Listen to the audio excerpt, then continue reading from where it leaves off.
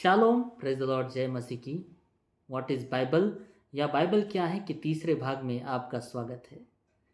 इस सीरीज़ में हम बाइबल के बारे में अध्ययन कर रहे हैं।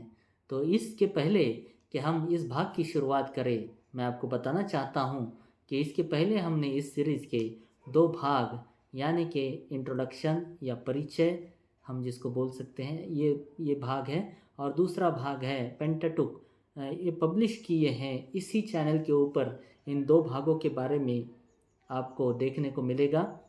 यदि आप इन दो भागों को देखना चाहते हैं तो आप आई बटन के ऊपर क्लिक कर सकते हैं और हमारे इस डिस्क्रिप्शन बॉक्स में भी वीडियो के नीचे इन दो भागों की लिंक आपको मिल जाएगी, तो आप वहाँ पे जाकर चेक कर सकते हैं। और व्हाट इज़ बाइबल की हमारी प्लेलिस्ट भी है, वहाँ पे जाकर भी आप चेक कर सकते हो। और अगर आप हमारे साथ में जुड़कर वर्शिप करना चाहते हैं तो हमारा वर्शिप सॉन्ग्स वाला भी प्लेलिस्ट मौजूद है और वहाँ पे भी आपको प्रभु की महिमा के लिए कुछ सॉन्ग्स मिल जाएंगे। अगर आपको पसंद आते हैं और हमारा कोई वीडियो आपको पसंद आता है तो आप आपके दोस्तों के साथ शेयर कीजिए। और ऐसे ही इन्फॉर्मेटिव वीडियोस के लिए हमारे चैनल को सब्सक्राइब कीजिए और बेल आइकन को भी क्लिक कीजिए, तो आपको हमारे हर एक वीडियो के बारे में, जो भी नया हम वीडियो अपलोड करेंगे उसके बारे में आपको जानकारी मिलेगी। तो आज का हमारा विषय है बाइबल में लिखित इतिहास, यानी कि यहूदी जो इतिहास है उसकी किताबों के बारे में।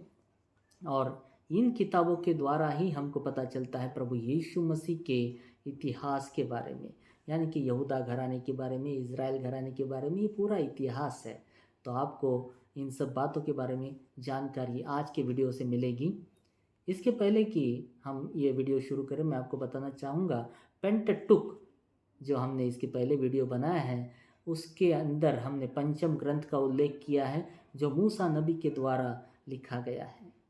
और उसमें उत्पत्ति से लेकर व्यवस्था विवरण तक की किताबों के बारे में विवरण है, उसमें आप जानकारी हासिल कर सकते हैं। 5 किताबों का उल्लेख मिलता है। इन 5 किताबों के बाद में शुरुआत होती है इतिहास की किताबों की, जिसमें यहोशू की किताब से ये 12 किताबें शुरू होती है। तो हम देखते हैं यहोशू की किताब के बारे में। यहोशू एक ऐसे लीडर थे, एक ऐसे नेता थे जो मूसा नबी की मृत्यु के बाद में जिन्होंने इज़राइलियों का नेतृत्व किया और प्रॉमिस लैंड तक इन लोगों को लेके गया। और प्रॉमिस लैंड के अंदर जाने के बाद में, कनान देश में जाने के बाद में उस देश को किस तरह से जीता, इन सब बातों का वर्णन हमें यहोशू की किताब में मिलता है। हम उसके बाद में देखते हैं न्यायियों की किताब। जब परमेश्वर ने इज़राइल लोगों के ऊपर शासन करने के लिए न्यायियों यानी कि जजेस को चुना था, उसके बारे में हमको इस किताब में जानकारी मिलती है। और न्यायियों का समय कैसा था, इन सब बातों के बारे में जानकारी हमको मिलती है। इस किताब के बाद में हमको देखने को मिलता है रूथ के बारे में। रूथ की किताब में रूथ नामक एक स्त्री का जिक्र मिलता है जिसमें जो न्यायियों के समय में परमेश्वर के साथ में और अपने परिवार के साथ में वफादार रहती है।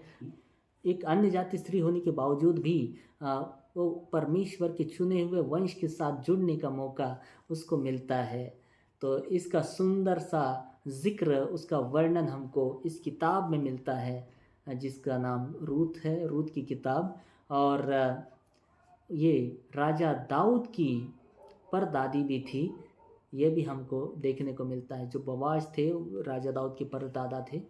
उसके बाद में हम देखते हैं पहला शमूएल की किताब। इस पुस्तक में हमें शमूएल भविष्यद्वक्ता के बारे में देखने को मिलता है, जो इज़राइल लोग जो परमेश्वर के राज्य को छोड़कर अपने लिए जब इंसानी राजा की मांग करते हैं तो परमेश्वर उनकी मांग को किस तरह से पूरी करते हैं और उनको एक राजा भी दे देते जिसका नाम था राजा शाऊल, जो बन्यामीन के गोत्र से था। और उसके राज्य के बारे में भी हमको देखने को मिलता है। और उसके बाद में जवान दाऊद का परमेश्वर के काम के लिए चुना जाना, इन सब बातों का भी जिक्र हमें इस किताब में मिलता है, पहला शमूएल की किताब में। इसके बाद में इस पहले शमूएल की किताब के बाद में हम देखते हैं दूसरे शमूएल। इस किताब में हमको दाऊद का राजा बनना और उनके जीवन के बारे में, उनके जीवन में क्या क्या मुश्किलें आई, किस तरह से उन्होंने उन मुश्किलों को फेस किया, इन सब बातों की जानकारी हमको इस किताब में मिलती है। और इसके बाद में हम देखते हैं पहले राजाओं की किताब। पहले राजाओं की किताब में हमको राजा दाऊद का बेटा सुलेमान का राजा बनना और उसके राज्य के बारे में हमको देखने को मिलता है, उसके शासन के बारे में। और उसके शासन के बाद में जब यहूदी और इज़राइल इन दो भागों में उसके शासन का विभाजन हो जाता है, यानी कि इज़राइल का विभाजन हो जाता है, इसका वर्णन हमें इस किताब में मिलता है, पहले राजाओं की किताब में। अभी हम इसके बाद में देखते हैं दूसरे राजाओं की किताब।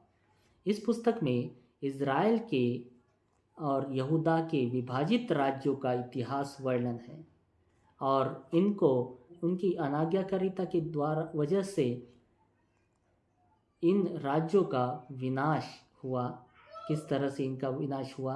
और एलिया भविष्यद्वक्ता और अलीशा भविष्यद्वक्ता, इनके बारे में भी हमको इस पुस्तक में देखने को मिलता है। उसके बाद में हम देखते हैं पहला इतिहास।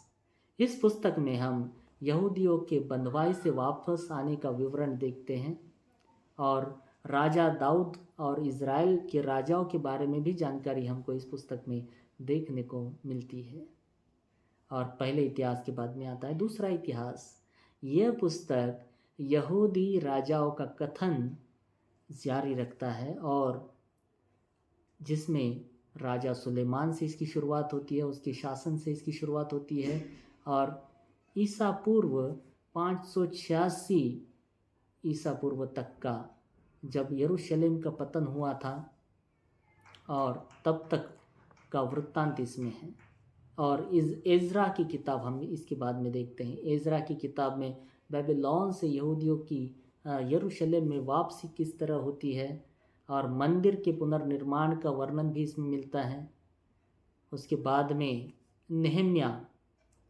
नेहम्या की किताब में हम देखते हैं कि नेहम्या एक राज्यपाल थे और उनके नेतृत्व में यरूशलेम शहर की शहरपनाह यानी कि दीवार बनाई गई, उसका पुनर्निर्माण किया गया और इन सब बातों का किस तरह से क्या क्या कठिनाइयाँ आई, कैसे कैसे ये सब हुआ, इन सब बातों के बारे में जानकारी हमको इस किताब में मिलती है।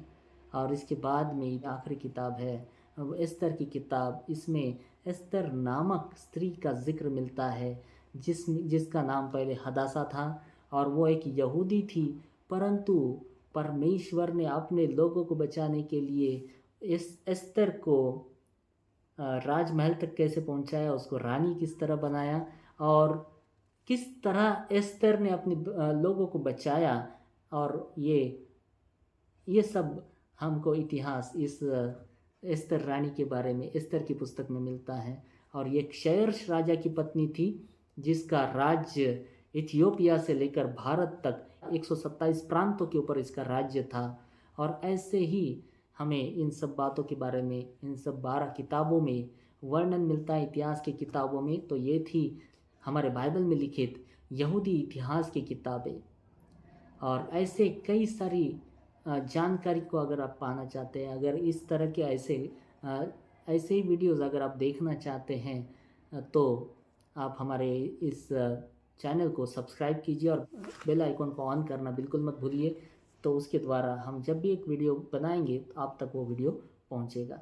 प्रभु आप सबको आशीषित करे। Shalom everyone, praise the Lord. जय मसीह की।